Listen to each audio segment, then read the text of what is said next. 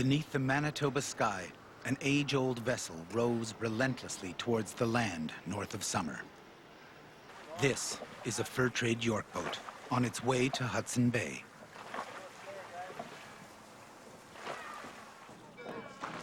Day 19, and the crew of 7 men and 1 woman have reached the Cree town of Norway House.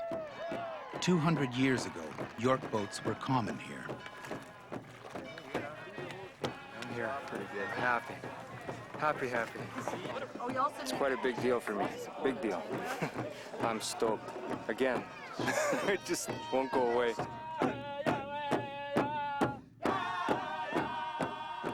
Today's festival honors the crew for attempting what no living human has done, taking a York boat 1,200 kilometers from Winnipeg to Hudson Bay on one of Canada's great fur trade routes. The amazing welcome that we received in Norway House. They rolled out the red carpet for us. There were a few hundred people there waiting at the fort to greet us. We had lunch with the village elders and heard from them. They prayed for us. Amen.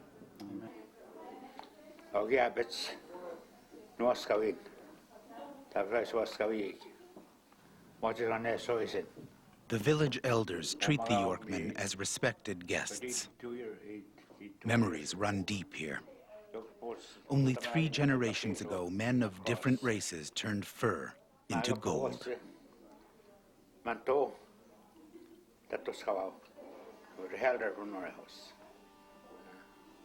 Sometimes at a terrible cost. Many of those fur traders lie in lonely graveyards like this. MacDonald and Osborne, Mowat and Bear. Names from a time when men made their mark by reading weather and running white water. On this summer's evening, 3 New Age Yorkmen pay their respects. There are no lessons to be learned in this field of the dead, just a warning to be heard. A Yorkman's life is short and dangerous. Beware.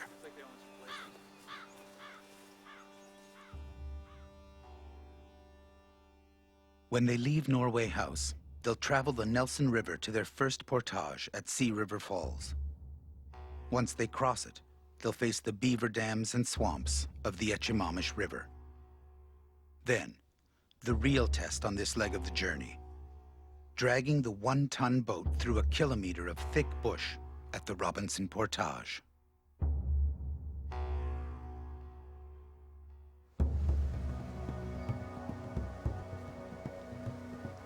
Three weeks into the quest, and so far, it's gone well. But the crew is about to face a new set of challenges as the river turns to stone. Ahead lie the portages. In 1840, the Yorkmen might have run this channel, not this crew. They'll portage it. This will mean pulling the boat across the rock to the next water's edge. First, the 4 tons of cargo must be moved. It's not that it's too heavy. If you get it balanced, it's really easy to carry. It's just the boots are really slippery. So you have to watch your footing. Be very careful because I'd hate to fall with one of those on my back. That would hurt.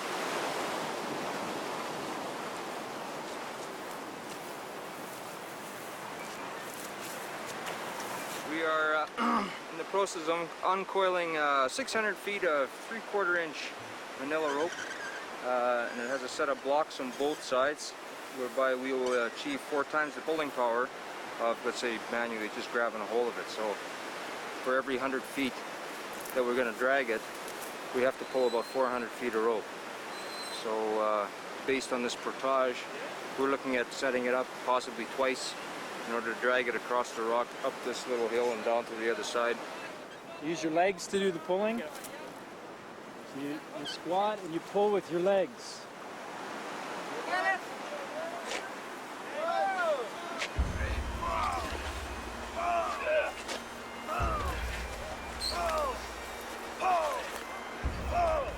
The York boat team are both ordinary and extraordinary.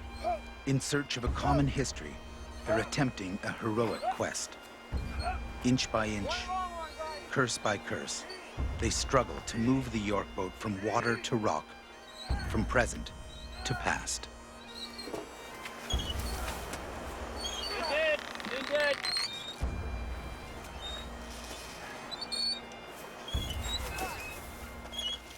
It's on top of that one. Never before have they faced toil like this, and it will only get worse.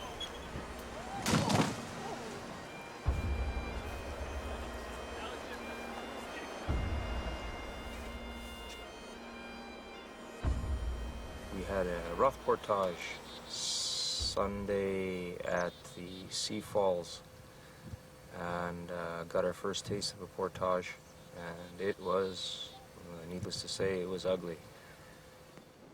Go! 24 hours later, the boat has moved 40 meters. The joy they felt at Norway House is gone, replaced by the grinding hard work of the portage. 19th century crews often traveled in brigades. 10 or 15 men might have lowered a York boat down a slope like this. There are only 8 on this crew.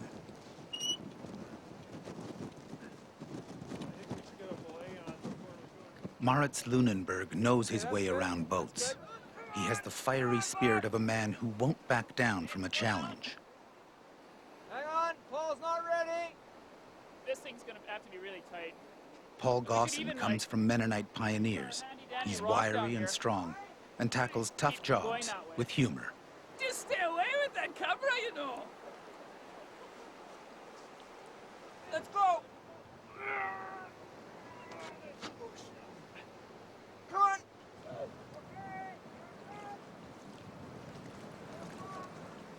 Good stuff. Good stuff. 1, 2, 3. 2, 3. Go, Bob. Go. Okay, stop. Get it on. That's it, guys. That's it. Good job. Yeah. Woo! So, Maris, what did you learn about portaging? It's portaging is an ugly, brutal Wherever business. possible, avoid it. Yeah. We also learned that she takes a beating on the portages. This first portage has not gone well. The boat has been damaged, and they're still not working as a team. They must get wiser, fast. 33 more portages lie ahead.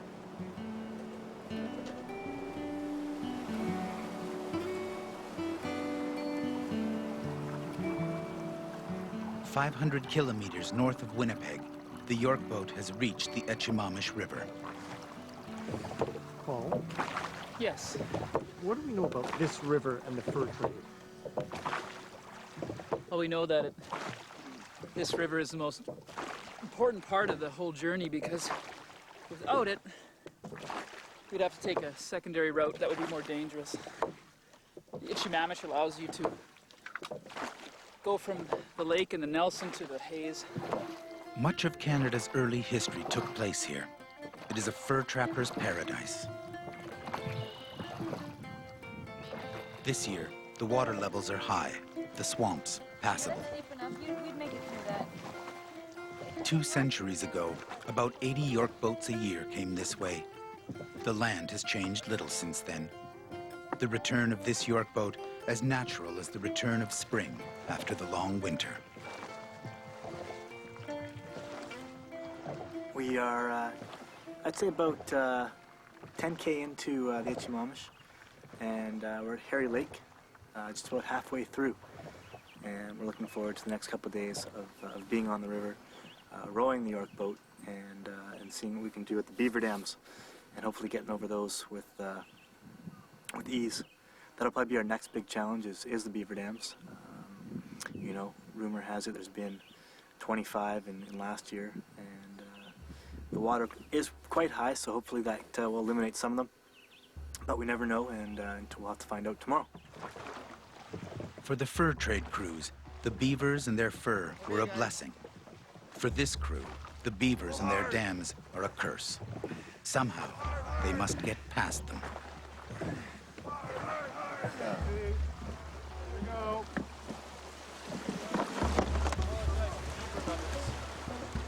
Never. There will be no apologies to beaver lovers. We will have this fixed in a day. No.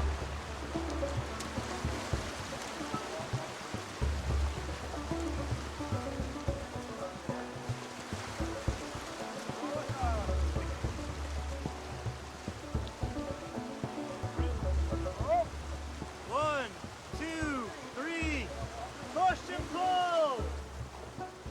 Push and pull, stress and strain. Bit by bit, the York boat is levered over the dam.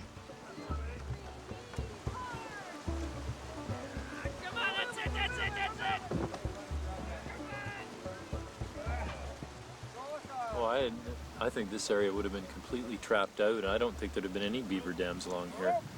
80 York boats a year going through here. They wouldn't have left anything standing in the way of beaver dams. In Isaac's book, is there any reference to beaver dams? Jeff? I think that said the company had to maintain some of these dams to keep the artificial water level because the beavers had been trapped out.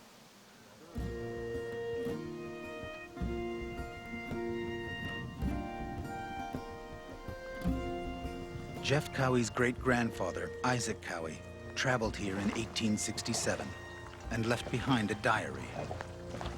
The Echimamish is a stream through a great narrow marsh. Only an eyewitness can imagine the exertions of the Orkney men in its navigation. Jumping into the water to lift the boats compelled them to remain the whole day in wet clothes. The dams were the work of beaver. Our crew could not be restrained from slaughtering these engineering animals.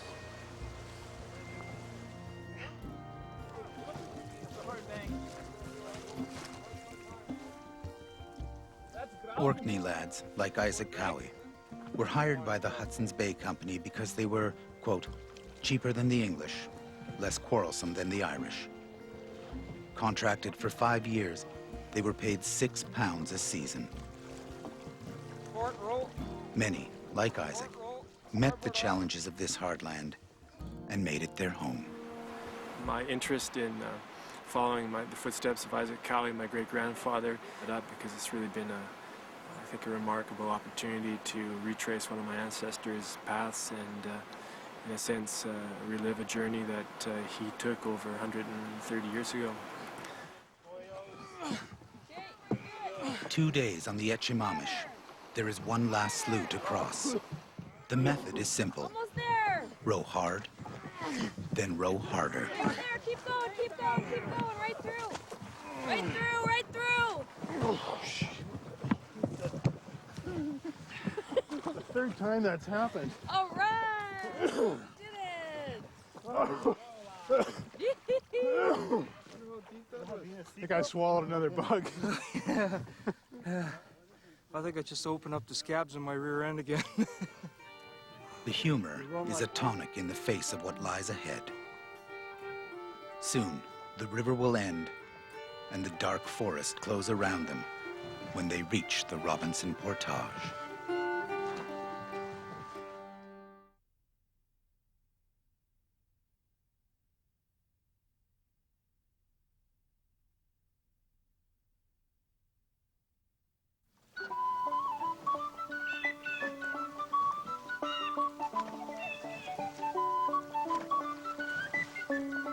Day 25.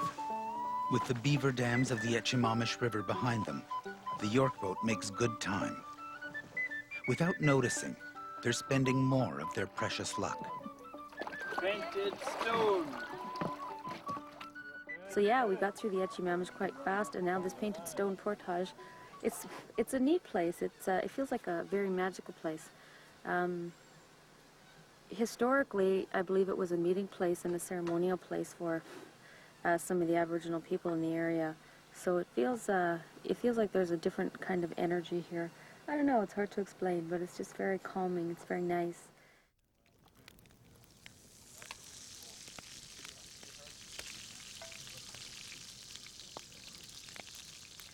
Tell me the story of this portage here. Why is it called Painted Stone, and what is the history here? Well, as far as I understand, there used to be a Manitou or a stone altar of some kind that the local Aboriginal people worshipped at. And I read too about an altar where the Cree rowers would make offerings, give thanks. And that altar was ultimately destroyed by some of the white traders because the Aboriginal people who moved through here in the employ of the HBC would worship at the site for several days, and that was kind of preventing the easy flow of commerce according to the traders at the time. There it goes, guys. For 19th century Yorkmen, time was money. Christianity and commerce drove them forward with a ruthless determination. There we go. Hang on. There he comes. Hang on. Oh my god. That's another fucking floorboard. That side too crushed? That was my suspicion. Holy. Hit the end of Both sides. Where the rail ends? Right through the boat. Both sides? This is not a sinking of Bob. This is the wrecking of Bob. This group of Yorkmen call their boat Bob, beautiful old boat. And right now, Bob is hurt. The pine rollers have punctured his midsection. Oh, right there. That means we broke the rib too. The rail works really well for skidding the boat, but it's also very dangerous for the boat, as we're finding out. Once again, it's Maritz Lunenberg who will supervise the job of fixing the York boat.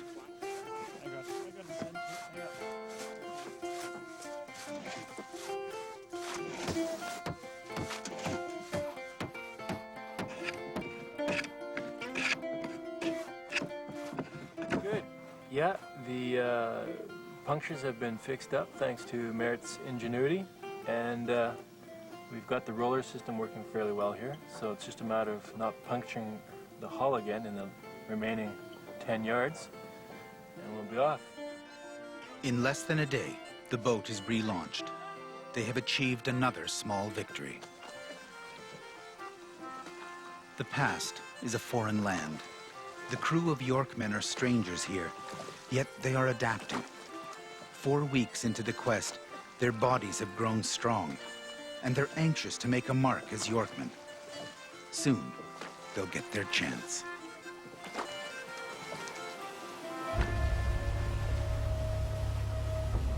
This is Robinson Falls. The great explorer Sir John Franklin was swept down this channel in 1819. He barely survived.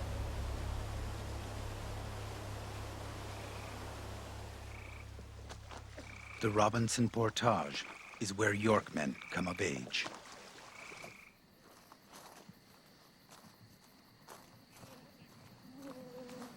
So you know this portage, right, Paul? You bet. Tell me about it. Well, it's long. It's 1,350 meters. And so that means each time you bring a pack over, you're just doing under 3 kilometers. So we're going to have to be very efficient with how we carry things. And that means Bob is going to go just over 1 kilometer. How does it look? There's a few down trees, but it seems to be a lot of good rollers, like we definitely cut. It's fairly wide. Seems to be fairly wide, at least Swallow as bug. far as we got. A little bit wet in some spots. Yeah. And way too many bugs to go walking at night. Did you go to the end? No. We only made it, I don't know, 50 yards. Yeah. Bugs drove you back? Yeah. Yeah, for now.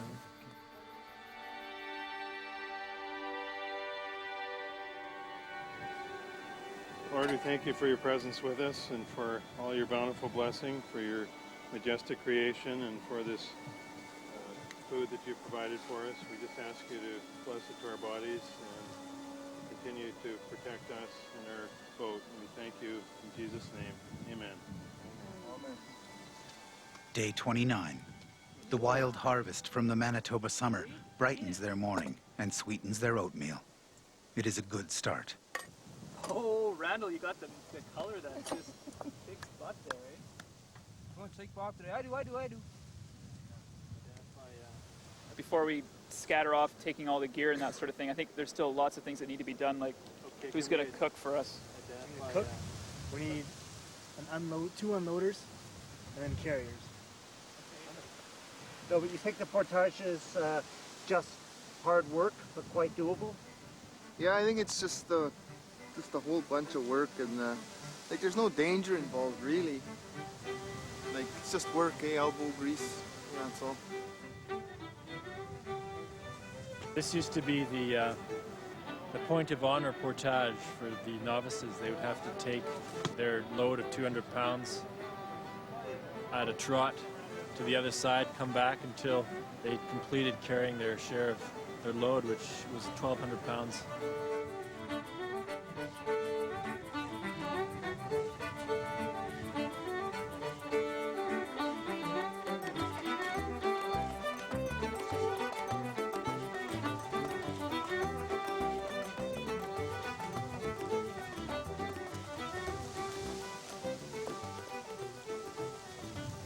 I have retraced Isaac's steps. He took the oars. I have taken the oars. It comes full circle. Weird, eh?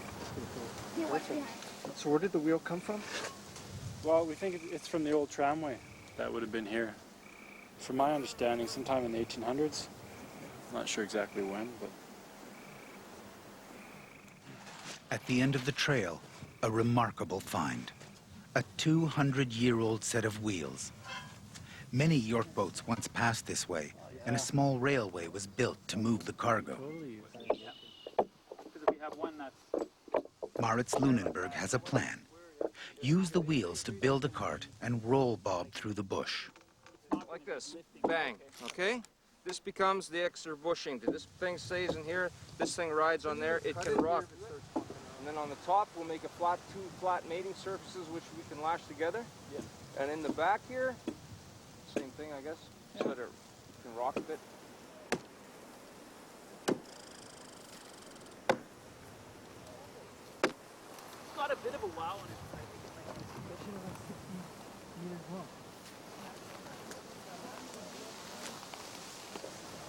Huge team effort over the last couple of days.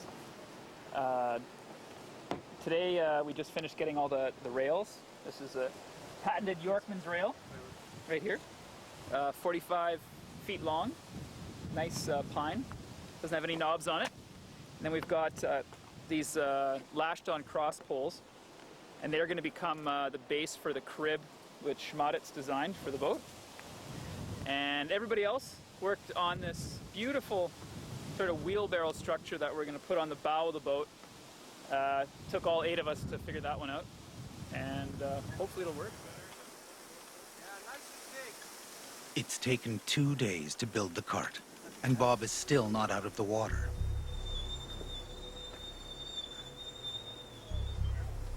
The Robinson Portage was notorious for the toll it took in human lives.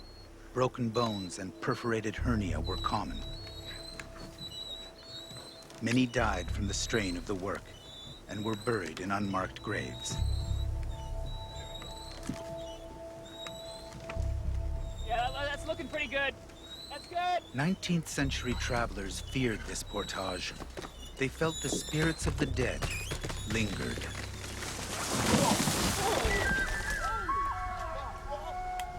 What the hell's going on here? Everybody all right? Yeah. All right? Yep. Anybody get hit? No. That broke like right here. Bob like saved my life. The sun out of the nowhere, I almost got killed by a falling tree, and if you can believe it, Bob saved my life. You think about how you can be killed in life, and think about rapids and bears mauling you, or just dying in traffic by a tree. It's pretty pathetic, but you know, you don't have too many life or death experiences in your life, and this was one of them. And it's good that the boat played a part. Maybe it'll draw me a little closer when we go through the rapids.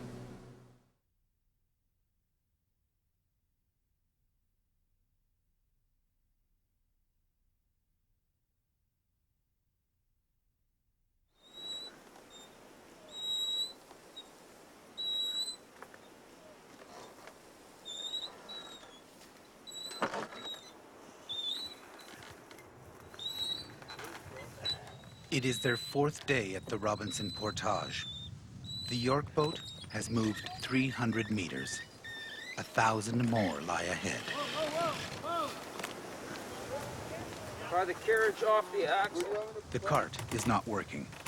Building it, a waste of time. Their frustration grows.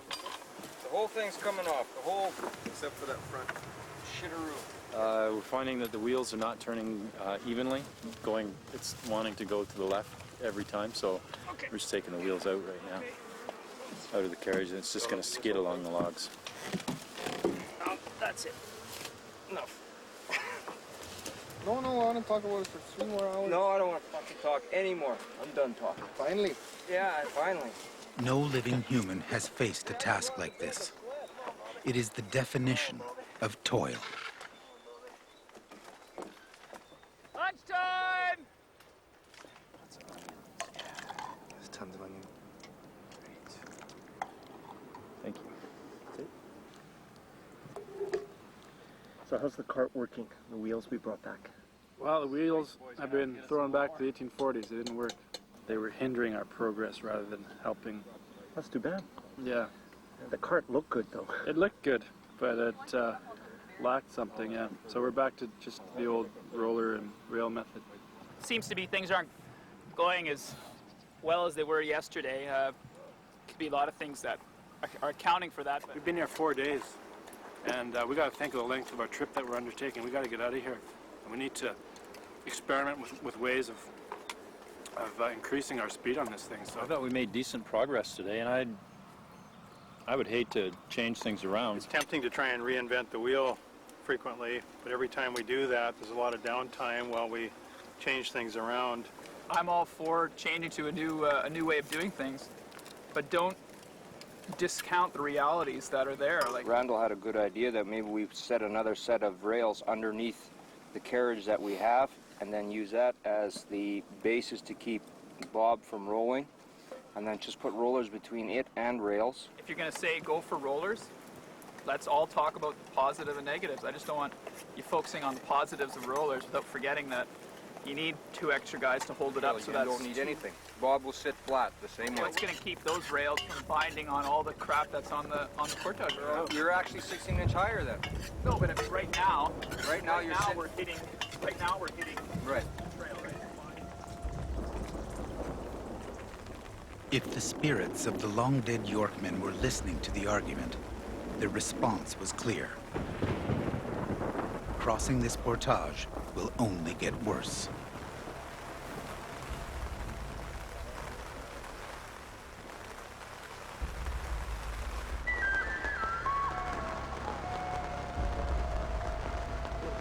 The hardest part is levering that freaking boat around.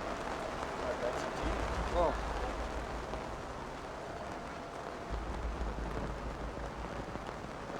I'm all for the ski idea if it's gonna work. Or, I mean, whether or not it works, I'm into trying it. But we just have to make sure there's no damage, that's all. Because it can't set us back another whole day. Why don't we get a vote here on what we should do? So who's voting for the skidding idea? Skidding or rolling? Or staying the same? We got 3 options here: A, B, or C. We're also getting a lot more open with each other. I think we're willing to, we're more willing now to give our opinions and to voice our opinions and to, you know, agree or disagree with each other. It feels like it's a lot safer to be able to be a dissenting voice if you feel you need to be. And tensions also get a little more raised. So I think from here on in, the next 3 or 4 weeks are going to be very, very interesting.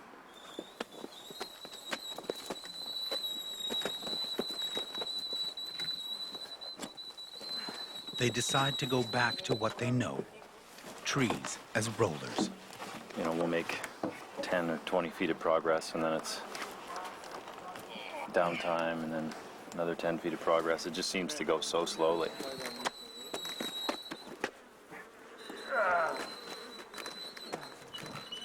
Yeah, these lulls, I can't get, I wish we could just consistently pull the boat and move the rails, but it keeps on getting jammed on you know, trees because the trail's only so wide. The boat's, you know, 10 feet wide at its widest point with the roller strapped to it, so.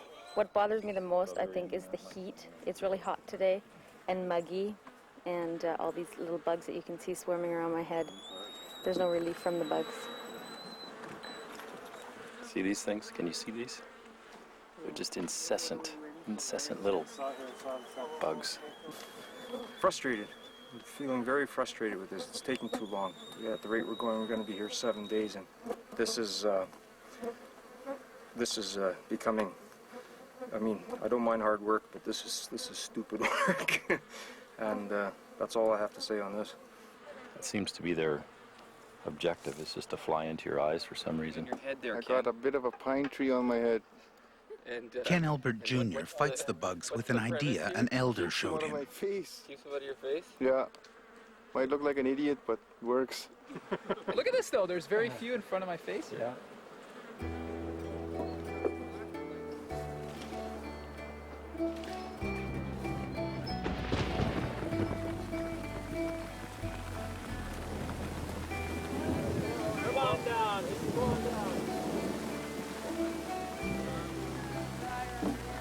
Wet and bug-bitten, their muscles aching, their hands blistered. There is talk of stopping.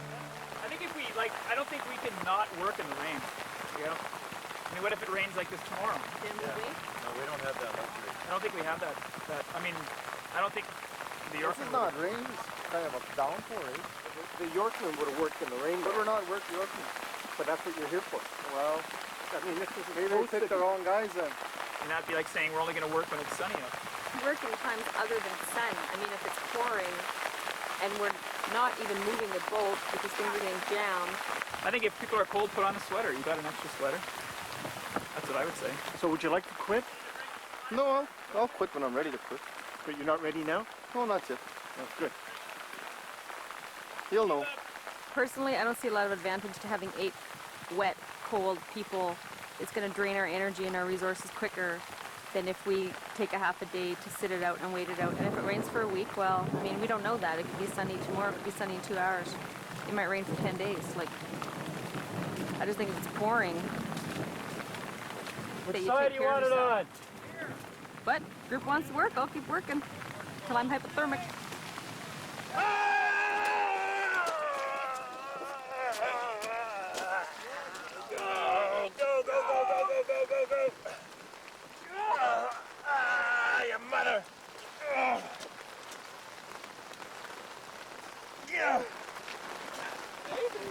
Bob's stuck on something. Bob, our official word is Bob's stuck. I'll be back. After 5 days on the trail, they have barely reached the halfway point. The Robinson Portage has taught them a bitter truth of the Yorkman's life.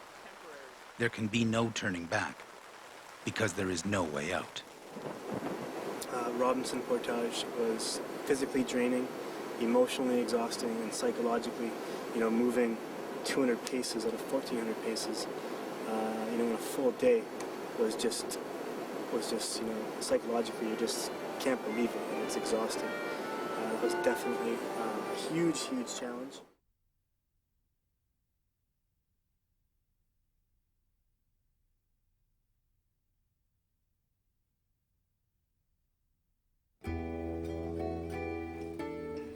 Day 33, a rare sight.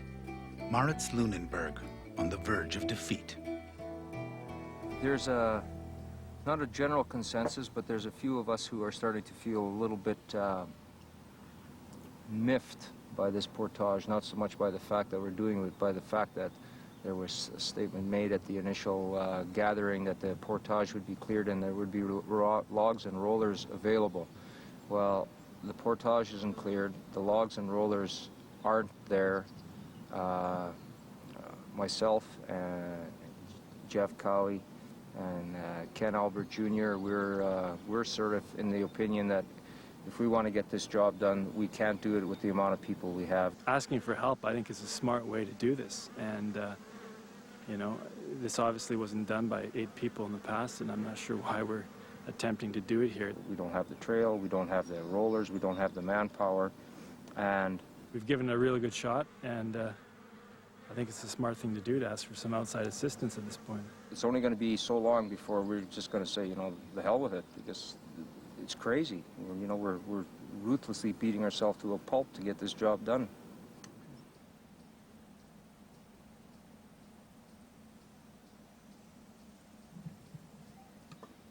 I noticed Merritt's is down by the campsite by himself. He seems a bit frustrated with things. He has a low frustration tolerance, I think. Yeah, but you're still feeling that we can do this? Oh yeah, we're moving it along quite well right now, actually. Oh, I'm totally happy. I'm happy most of the time. You will probably find that. I may have outward gripes, but I'm generally happy just, you know, to be alive and to be out here doing what we're doing. Oh, I'm feeling peachy. Yeah, ready to get this boat moving. I mean, what are you gonna do? Gotta keep going. I mean, we're almost halfway there. Might as well keep pushing. The boat's really moving well right now, and everyone's working hard. And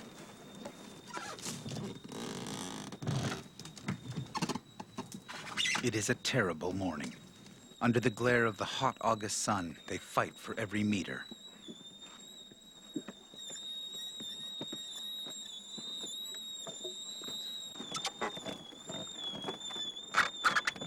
Yeah, give me some slack!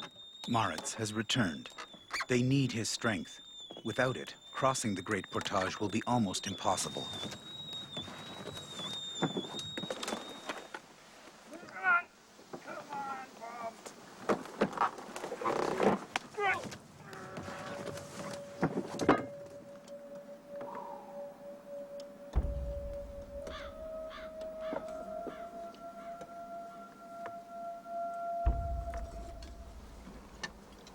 At lunch, their mood is bleak. Like soldiers at war, their emotions are strained, unpredictable. And another storm is brewing. Excellent. In the late afternoon, they reach a small bog, but only half the group is working. Moritz, Jeff, and Ken have stopped. They complain that the television company, Frantic Films, had promised to clear the portage. Yeah, I think this will work really well. Others did not remember this promise.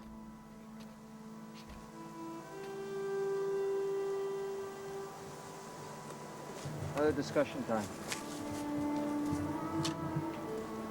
Read this portage.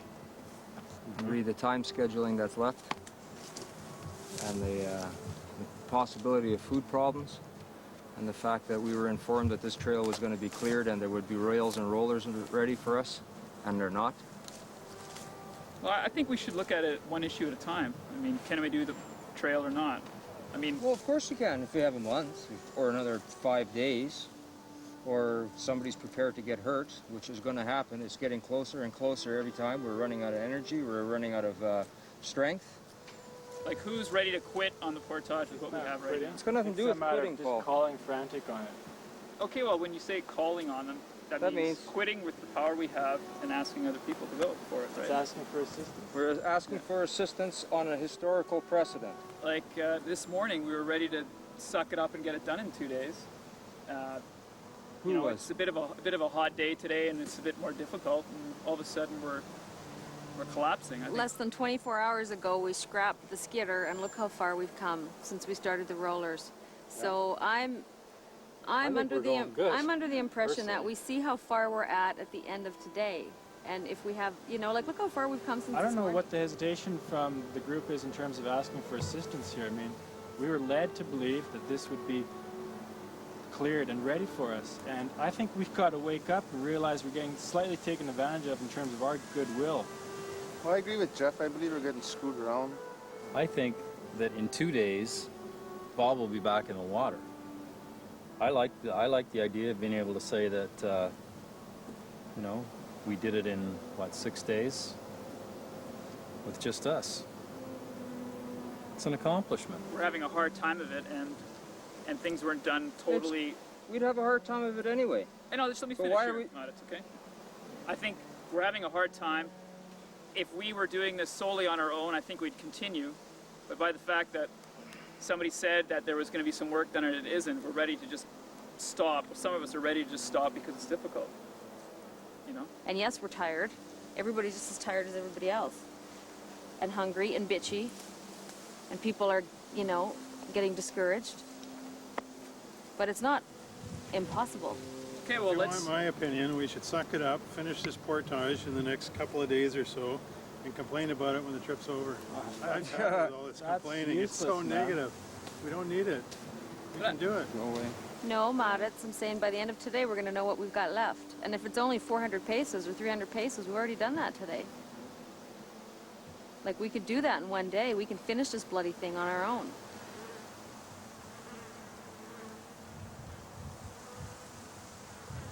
After much discussion, the group sides with Maritz and asks that a work crew be flown in. As a group, we feel that we've been taken advantage of in terms of our goodwill and carrying through on a portage that's not in the condition we were led to believe it would be in. And in return for the fact that we feel we've been taken advantage of, the group is going to ask for certain concessions from the powers that be.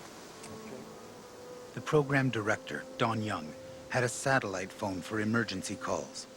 He contacted the production company with the Yorkmen's demands. Shortly before sunset, he returned with their answer.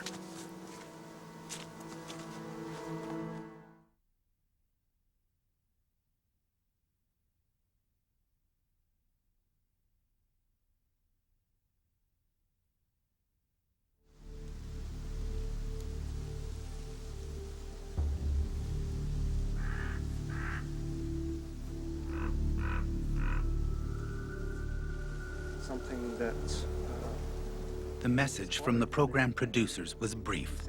In 1840, no help would have been provided, and there will be no help now. that we should just tough it out and get it done over the next 3-4 days. I think part of it was that people wanted to get some things off their chest, and I think they honestly feel better now, having just voiced their feelings.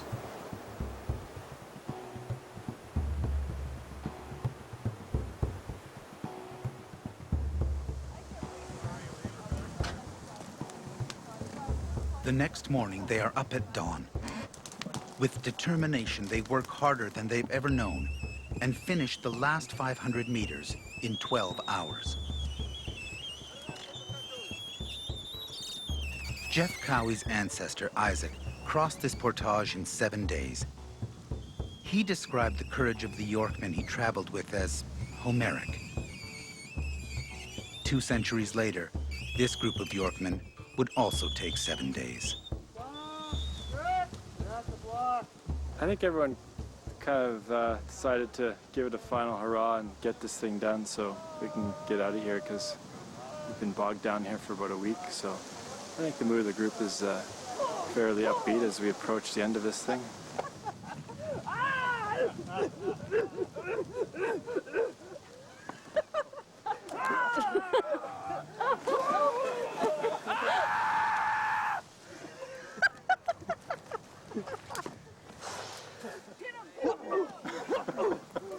Sunday, but it's lots of energy left, you guys. What's all this whining about this portage being hard? Great relief. Great relief. it's really hard. Yeah. I'm very happy that the boat is very close to being going into the water. For Maritz Lunenberg, it had been a particularly humbling week. Upon reflection, he is graceful. Spirits were down, I'm tired, and I'm going to have to learn to rein that impatience in and just sort of go with it and just be cool with it.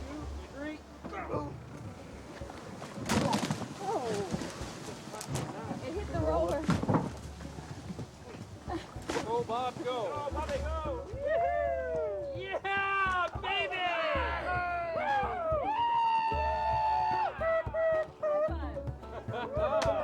Bobby's afloat! Bobby! Bobby's in the water! Bobby's in the water! Yeah! Okay. Crossing the Great Portage is a symbol of hope for the quest. 200 years from their place in time, the 21st century crew can now stand beside their 19th century counterparts as equals. They have earned the right to call themselves Yorkmen and have learned a basic truth of a Yorkman's life. The pain will pass and the beauty remain.